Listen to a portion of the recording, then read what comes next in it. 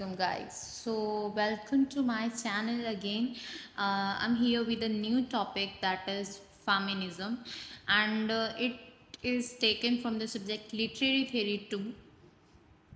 Before any delay, let's get started.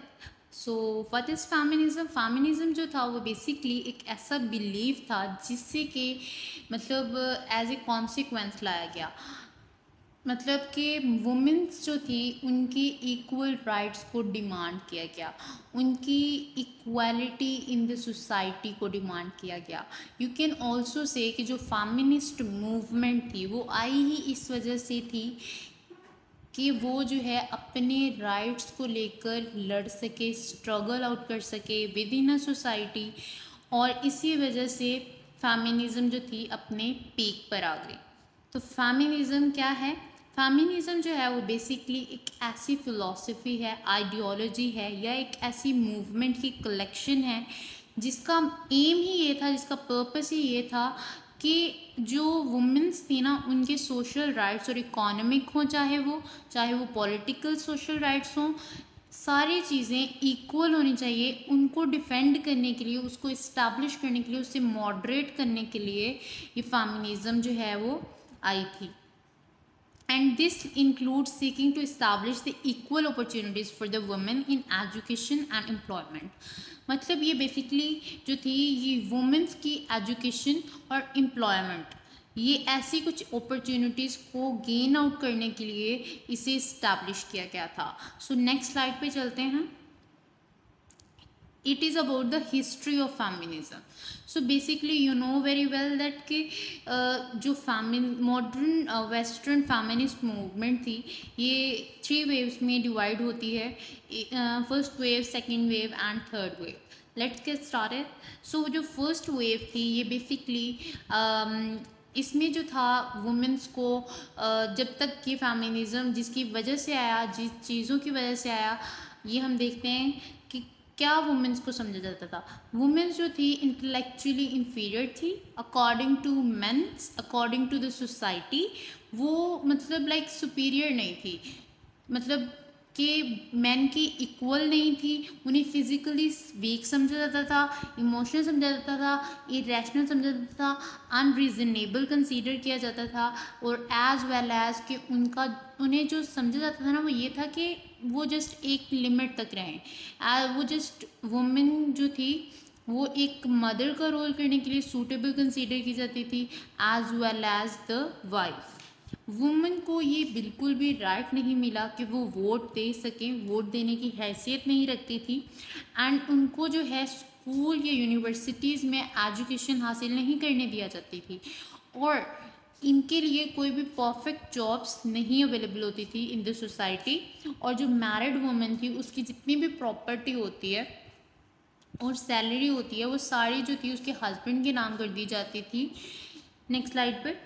Physical abuse और rape वो legal consider किए जाते थे एक मैरिज के अंदर, यानी कि अगर एक husband without the consultation of his wife, मतलब उसके साथ फिज़िकल इंटरेक्शन चाहता हो, तो ये चीज़ थी लीगल, तब समझी जाती थी, और इसी के कॉन्सिक्वेंस में आई थी ये मूवमेंट। डाइवोर्स जो थी वो मेन को अवेलेबल थी, मतलब कि उसका राइट जस्ट मेन के लिए था, लेकिन वुमेन को इस बात के लिए कंसीडर ही नहीं किया जाता कि ये मतलब इस चीज़ की हकदार हैं कि वो भी डाइवोर्स ले सकती हैं, राइट। सो वुमेन का एक तो अपने बच्चों के ऊपर भी कोई मतलब राइट नहीं होता था। इवन दो कि डाइवोर्स हो जाती थी तो क्या होता था कि जो बच्चे थे वो फादर के हवाले कर दिए जाते थे, रादर दैन के वो अपनी मदर के पास होते। तो इसके ये भी कुछ बहुत ही इम्पोर्टेंट चीज़ थी जिसके वजह से फेमिनिज्म आई थी। अबॉर्शन को इलीगल समझा जाता था। एज यू नो, मैंने आप लोगों को ऑलरेडी बता चुकी हूँ कि without the consultation with his wife, husbands जो थे फिज़िकल इंटरेक्शंस में इन्वॉल्व होना चाहते थे, लेकिन उसके बाद जब वो प्रेग्नेंट हो जाती थी उसकी वाइफ, तो उसके बाद भी जो था अबॉर्शन करवाना भी उनके सामने इलीगल समझा जाता था। तो ये चीज़ थी। फर्स्ट वे फेमिनिज्म जो थी ये बेसिकली इसका जो बेसिक पर्पस था वो ये था कि वुमेन की जो लीगल पोजीशन है ना विद इन अ सोसाइटी, उसको इम्प्रूव करने के लिए ये बेसिकली फेमिनिज़म आया। एंड इसने जो है वुमन को ये हक दिलाया कि वो वोट कर सकती है। और इसकी जो बेसिक एजम्पशंस ये थी कि जो वुमेन्स थी ना वो प्राइवेट सेक्टर तक जस्ट मतलब रहती थी, लाइक अपने होम हाउस होल्ड केयर्स के पीछे रहती थी, यानी कि घर के कामों में जस्ट उनकी वही जो थी जॉब होती थी और उन्हें बाहर काम नहीं करने दिया जाता था। और जो मैन थे वो बाहर जाके काम करते थे, बाहर मैनुअल जॉब्स थी उनके लिए अवेलेबल, लेकिन वुमेन के लिए बिल्कुल भी ये चीज़ अवेलेबल नहीं थी। और जो ये फेमिनिज्म है ये फर्स्ट वर्ल्ड वॉर तक एक्टिव रही। फर्स्ट वेव फेमिनिज्म जो थी ये एक ऐसे पीरियड को रेफर करती है during the 19th century and early the 20th century in the United Kingdom, Canada as well as United States. जो इसका जो फर्स्ट कंसर्न था ना वो ये था कि जो एजुकेशन है, एम्प्लॉयमेंट है, मैरिज लॉज हैं, यानी कि डाइवोर्स है, ठीक है, बच्चों पे अपना राइट हो, ठीक है, मतलब वुमेन का। और ये भी था कि मिडिल क्लास सिंगल वुमेन जो थी उसकी एक हैसियत होनी चाहिए। सो ये थे फर्स्ट वेव फेमिनिज्म के कंसर्न, जो बेसिक मोटिव थे इस थ्योरी के पीछे, इस मूवमेंट के पीछे, वो ये थे। उसके बाद जो इसमें मोस्ट इम्पोर्टेंट इंसिडेंट्स थे वो ये थे कि जो रशिया था ना, रशिया में एक जो 1913 में जो इंटरनेशनल डे मनाया गया, वुमेन इंटरनेशनल डे, और उस डे को जो है इन्होंने बाद में पोस्टपोन कर दिया 8 मार्च को, और ये अब ग्लोबल डेट बन चुकी थी for ever and ever, right. So अब 8 मार्च तब से लेके अब तक जो है as an international women's day जो है मनाया जाता है, सेलिब्रेट किया जाता है, ऑब्जर्व किया जाता है। नेक्स्ट जो मोस्ट इम्पोर्टेंट इंसिडेंट हुआ था इस फेमिनिज्म के कॉन्सिक्वेंसेस में वो था मैरी स्टूप्स नाम की एक ऑथर थी जिन्होंने एक बुक लिख डाली, that is the married love.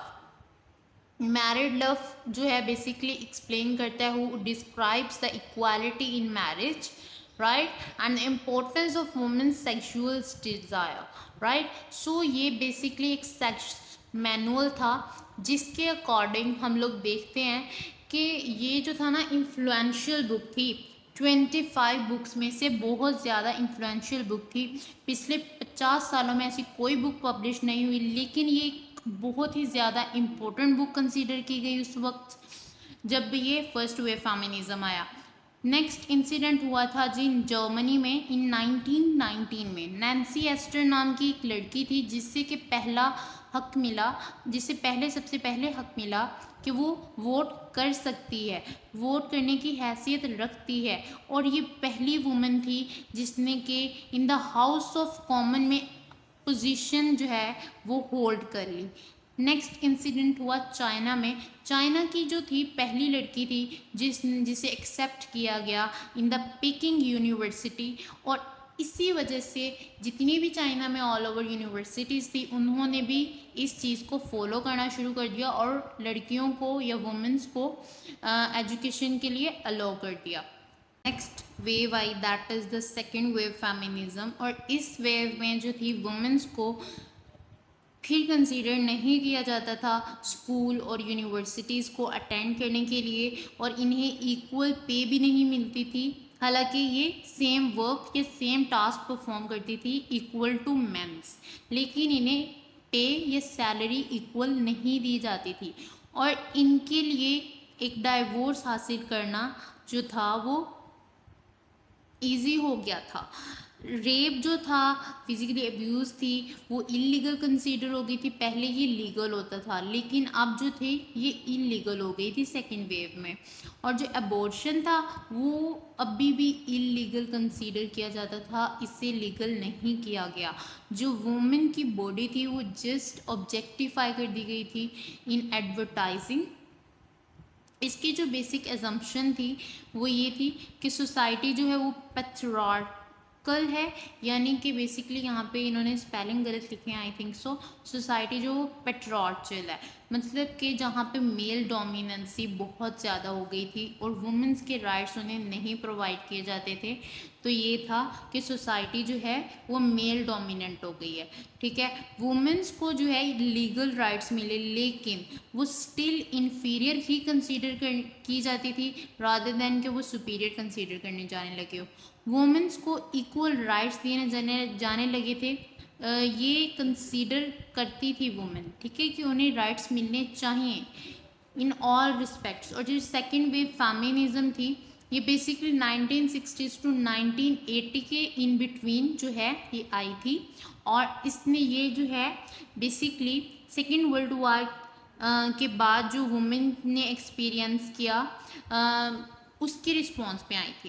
And it dealt with the inequality of the laws and pioneered by Betty Friedan, ठीक है। और वुमेन्स जो थी ना बेसिकली उनको जो है ना अबॉर्शन राइट्स जो थे उन वो भी उन्हें मिलने लगे। उसके बाद जो था कि फ्रीडम उन्हें मिल गई और जो वुमेन थी उनके हेल्थ इश्यूज भी वो भी सॉल्व हो जाने लगे। नेक्स्ट थिंग इज़ कि इसमें जो मोस्ट इम्पॉर्टेंट इंसिडेंट्स हुए थे वो थे 1966 में 28 वुमेन जो थी उनकी जो लीडर थी बेटी फ्राइडन, उसने जो है नेशनल ऑर्गेनाइजेशन फॉर वुमेन को जो है लीड किया, इस ऑर्गेनाइजेशन को बनाया। एंड 1969 में American radical organisation Red Stocking organised, ये भी एक न्यू ऑर्गेनाइजेशन जो थी डेवलप हुई 1969 में। और नेक्स्ट जो था इंसिडेंट दैट इज़ द 1973। और इसमें क्या था, जो अमेरिकन नेशनल ब्लैक फेमिनिस्ट थी ना उनके लिए एक ऑर्गेनाइजेशन को जो था वो बनाया गया। 1977 में जो कैनेडियन ह्यूमन राइट्स थे एक्ट को पास किया गया। और इसकी जो बेसिक करेक्टरिस्टिक्स थी वो ये थी sex and sexual orientation and requiring equal pay for the work of equal value, right. So 1980 में जो सेकेंड वेव थी उससे तुर्की में और इसराइल में भी शुरू किया गया था। जो वुमेन्स थी अब थर्ड वेव आ गई है, ठीक है। थर्ड वेव में क्या हुआ कि वुमेन्स जो थी उन्हें इक्वल राइट्स दिए जाने लगे थे, लेकिन जो वुमेन्स थी वो अब मैरी यानी कि शादी करने के लिए मज़ीद जो थी ना वो अब राज़ी नहीं होती थी। और मतलब चाहे वो मैरिज जो थी ना उसके लिए अब मोर इक्वल हो गई थी, मतलब कि वो अगर शादी करना चाहे तभी वो कर सकती है। एंड वो यहाँ पे जो थर्ड वेव थी ना, थर्ड वेव का बेसिक पर्पस ये था, क्योंकि ये जो फेमिनिज्म है ना ये थर्ड वेव का ये जो बेसिकली है ना 1990 टू स्टिल प्रेजेंट एज तक अभी तक ये चल रहा है।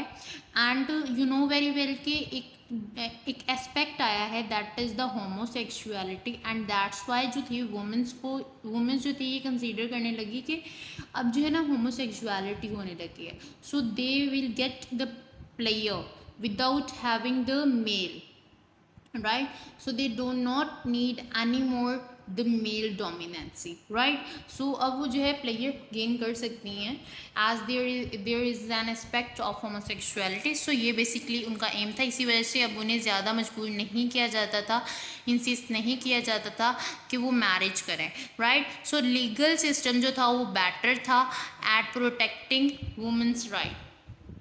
जो थर्ड वेव फेमिनिज्म है इसमें जो था वही बात आ गई कि जो वुमेन्स थी उन्होंने चैलेंज करना शुरू कर दिया। उन्होंने सेकेंड वेव एसेंशियलिस्ट को अवॉइड किया। उन्होंने जो था ये किया कि यूनिवर्सल फीमेल आइडेंटिटी जो है और ओवर एम्फसाइज जो है उनके एक्सपीरियंसेस जो हैं upper middle class white women की तरह होते हैं। और थर्ड वेव फेमिनिज्म जो थी सच एज एले green often focus on micro politics, ठीक है, and challenge the second wave paradigm or as to what is or is not good for women, right? so ये था थर्ड वेव फेमिनिज्म जो था basically continuation है, ठीक है, कॉन्टिन्यूशन था और प्रीवियस फेलियर जो थे सेकेंड वेव के उनके रिस्पॉन्स में है, ठीक है। जो मूवमेंट थी ना इसमें क्या हुआ कि जो यंग फेमिनिस्ट थे फेमिनिस्ट थी, उन्होंने क्या किया कि जो चेंजेस थे, सॉरी, वेरियस फेमिनिज्म जो थे रिप्रेजेंट करती थी diversity, embrace the diversity, changes को, इफेक्ट चेंजेस को जो थी एम्फसाइज करती थी, उन्हें एम्ब्रेस करती थी, and they focused on the multi cultural emphasis. और ये जो थी मल्टी कल्चरल एम्फोसिस पे बिलीव करती थी, उनका इंटरेस्ट उसमें हो गया था, फोकस उस पर हो गया था, एंड स्ट्राइव्ड, और ये जो थी इन्होंने हड़ताल करना शुरू कर दिया to address the problems stemming from the sexism, racism and social class inequality and homophobia. वही सेम चीज़ के ये अब जो थी मज़ीद इन्हें मेल डोमिनेंसी नहीं चाहिए थी।